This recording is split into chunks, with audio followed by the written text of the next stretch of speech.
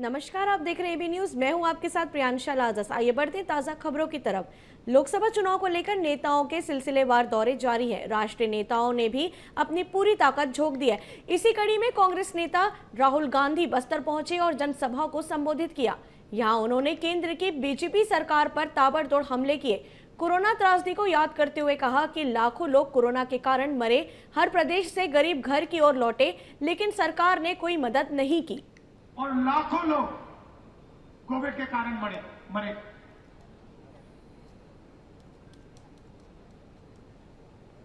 हर प्रदेश से गरीब लोग घर वापस लौटे।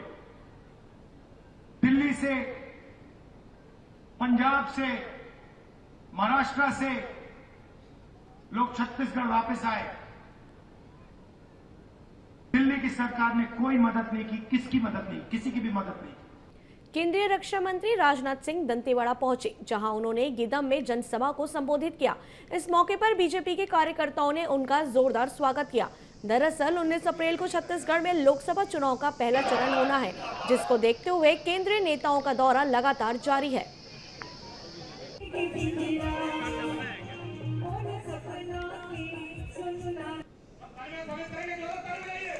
बीजापुर के गंगालूर थाना क्षेत्र में सर्चिंग के दौरान नक्सलियों की ओर से लगाए गए प्रेशर आईईडी की चपेट में आने से 2 एसटीएफ जवान घायल हो गए। बताया जा रहा है कि पुलिस की संयुक्त टीम पाटी इलाके में सर्च ऑपरेशन पर निकली थी। इस दौरान आरक्षक शिवलाल मंडावी और मिथिलेश मरकाम अचानक नक्सलियों के बिछाए गए आईईडी की चपेट में आ गए, जिससे दोनों घायल हो गए, जिसके बाद उन्हें प्राथमिक उपचार के लिए छुट्टी दे दी गई है। वहीं जवानों की ओर से क्षेत्र में सघन गश्त और सर्चिंग जारी है। वहीं मामले में डिप्टी सीएम ने कहा कि बस्तर के विकास के मार्ग पर आईईडी बिछे हुए हैं। उन्होंने आईईडी बिछाने वालों से ऐसा नहीं करने की अपील की है।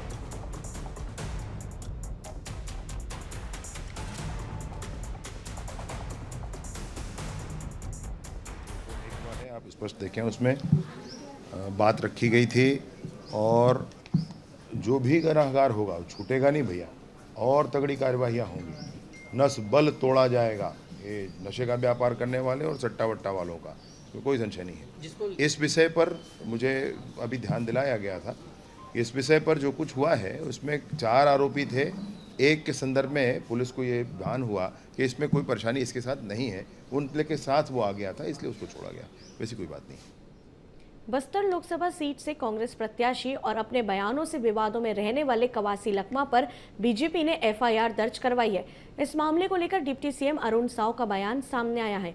उनके द्वारा दिए गए बयान को सीधे तौर पर आचार संहिता का उल्लंघन करार दिया है। वहीं पलटवार करते हुए कांग्रेस संचार प्रमुख सुशील आनंद शुक्ला ने लखमा के बयान को सहज और सरल बताया।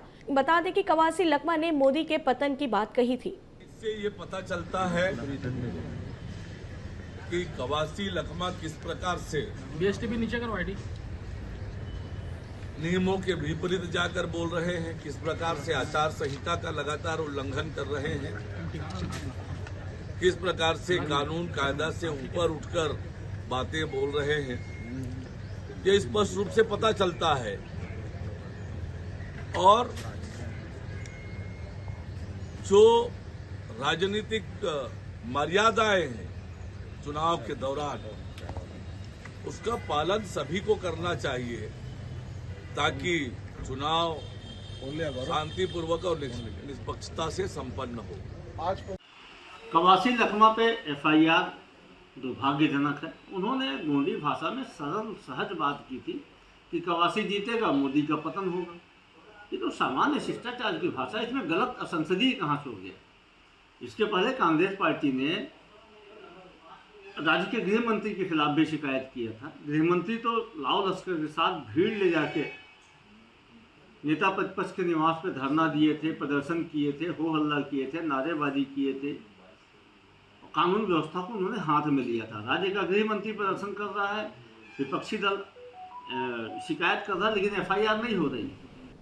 राजधानी रायपुर के मुजगैन पुलिस थाना में उस वक्त हंगामा हो गया जब अवैध शराब बिक्री और सट्टा खेलने वालों को पुलिस ने गिरफ्तार किया। बदमाश के समर्थन में ग्रामीणों ने थाने में जमकर हंगामा किया। इतना ही नहीं, आरोपी के छूटने के बाद पुलिस को देख लेने की धमकी भी दी गई। आस्करगढ़ नामक के बदमाश को अवैध शराब बिक्री और सट्टा खिलाने के आरोप में पुलिस ने गिरफ्तार कर लिया।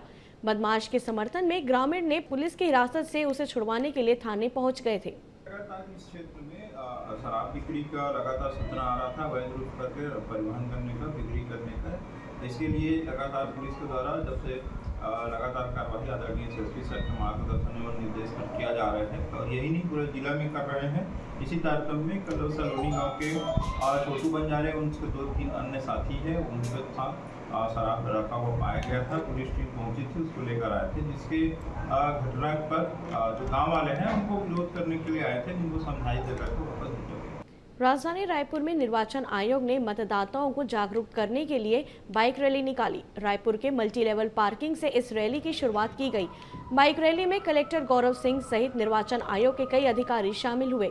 इस दौरान कलेक्टर गौरव सिंह ने कहा कि ये रैली मतदाताओं को जागरूक करने के लिए निकाली जा रही है और लोगों से ज्यादा अपने मताधिकार का उपयोग करने की अपील की जा रही है। खास तौर पे देखने को मिल रहा है लगातार कुछ सालों में अर्बन आपत्ति जिसको कहा जाता है, खास तौर पे शहरी क्षेत्र में वोटिंग बहुत कम हो रहा है। हमारे ग्रामीण क्षेत्र में हो, नक्सली क्षेत्र में भी 80% के लगभग वोटिंग हो जाता है। तो कलेक्टर रायपुर द्वारा लगातार प्रयास किए जा रहे हैं। इसके तारतम्य में आज भी यहाँ रायपुर कलेक्ट्रेट से आरंग तक का एक बाइक रैली भी रखा गया है। मध्य प्रदेश के मुख्यमंत्री मोहन यादव ने निषाद राज जयंती, बैसाखी और अंबेडकर जयंती के पावन अवसर पर सभी देश और प्रदेशवासियों को बधाई दी और कहा कि आज से लेकर कल तक मध्य प्रदेश के लिए महत्वपूर्ण पर्व है। कल प्रधानमंत्री मोदी का मध्य प्रदेश की धरती पर आगमन होने वाला है।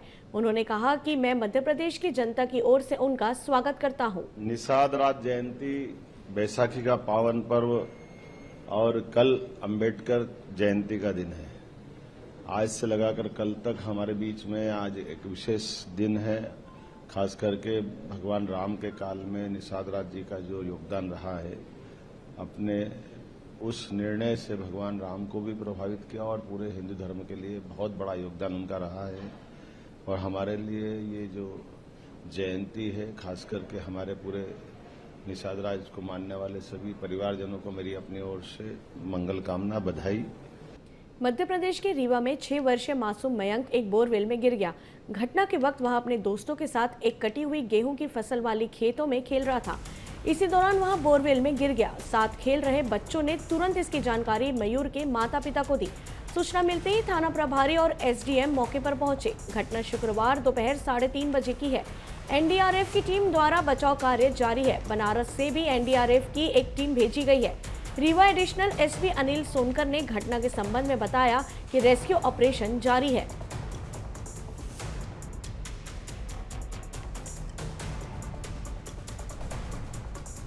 स्थानीय लड़का है जिसकी उम्र लगभग 5 साल है, मयूर कोल। ये अपने अन्य बच्चों के साथ में जो फसल थी उसमें गेहूं की थी, उसको काटा गया था। तो उस फसल से कटाई के समय कुछ गेहूं पड़े हुए थे जो बच्चे बीन रहे थे उस गेहूं को। तो मयूर भी वहाँ पे गेहूं बीन रहा था और वो बोरवेल के उस गड्ढे में बोरी के अंदर चला गया।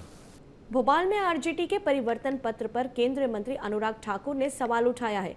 उन्होंने कहा कि ये कैसा गठबंधन है। गठबंधन की रैली में एक महिला जो राजनेता भी नहीं है वो आती है और 6 गारंटियों की घोषणा कर देती है। वे केवल कट्टर बेईमान अरविंद केजरीवाल की पत्नी है, किसी पद पर नहीं है। ममता बनर्जी और तेजस्वी यादव अपना घोषणा पत्र लेकर आ गए, टुकड़ों में घोषणा पत्र आ रहा है। ये गठबंधन नहीं, टुकड़े टुकड़े गैंग है। कैसा गठबंधन है? गठबंधन की रैली होती है तो जो राजनीति में नहीं वो महिला आकर घोषणा कर देती है 6 गारंटी की। उनका काम केवल इतना है, वो कट्टर बेईमान अरविंद केजरीवाल जी की धर्मपत्नी है, किसी पद पर नहीं। लेकिन वो गठबंधन की रैली में अपना गारंटी देकर चले जाती है। ममता बनर्जी जी अपना घोषणा पत्र लेकर आ जाती है। अब लालू प्रसाद यादव जी, तेजस्वी जी अपना घोषणा पत्र लेकर आ जाते हैं। अरे टुकड़ों टुकड़ों में घोषणा पत्र आ रहा है। ये कैसा गठबंधन है? ये तो टुकड़े टुकड़े गैंग का गठबंधन है, ये टुकड़े टुकड़े गैंग है। पहले कांग्रेस में टुकड़े टुकड़े गैंग आई। सीएम मोहन यादव ने रीवा में बोरवेल में गिरे मासूम को बचाने के निर्देश दिए हैं। घटना की सूचना मिलने पर सीएम ने तुरंत बचाव दल भेजने के निर्देश दिए। बचाव दल बच्चे को बचाने की पूरी कोशिश कर रहे हैं। सीएम ने इस घटना में मासूम को बचाने के लिए हर संभव मदद पहुंचाने का आश्वासन दिया है। उत्तर प्रदेश के मुरादाबाद में शनिवार को सीएम योगी आदित्यनाथ ने एक जनसभा को संबोधित किया। पहले चरण की वोटिंग से पहले राज्य में मुख्यमंत्री ने प्रचार अभियान की कमान संभाल रखी है। इस दौरान वहां लगातार माफिया और अपराध के खिलाफ अपनी सरकार की नीति को स्पष्ट कर रहे हैं। एक बार फिर से सीएम योगी ने ऐसा बयान दिया है जो कि चर्चा में है। उन्होंने कहा कि ये भाजपा की सरकार है, जो बोलती है वो करके दिखाती है। आज माफिया या अपराधी या तो जेल में है या जहन्नुम में है। 4 करोड़ गरीबों के मकान बन गए, 2.5 करोड़ गरीबों के घर में बिजली के कनेक्शन आ गए। ये काम पहले भी हो सकता था, लेकिन कांग्रेस हो, सपा हो, बसपा हो, इनके एजेंडे में विकास नहीं था, गरीब कल्याण नहीं था। आस्था के साथ खिलवाड़ करना है अपना जन्म। उत्तराखंड के बागेश्वर में मुख्यमंत्री पुष्कर सिंह धामी ने जनसभा को संबोधित किया।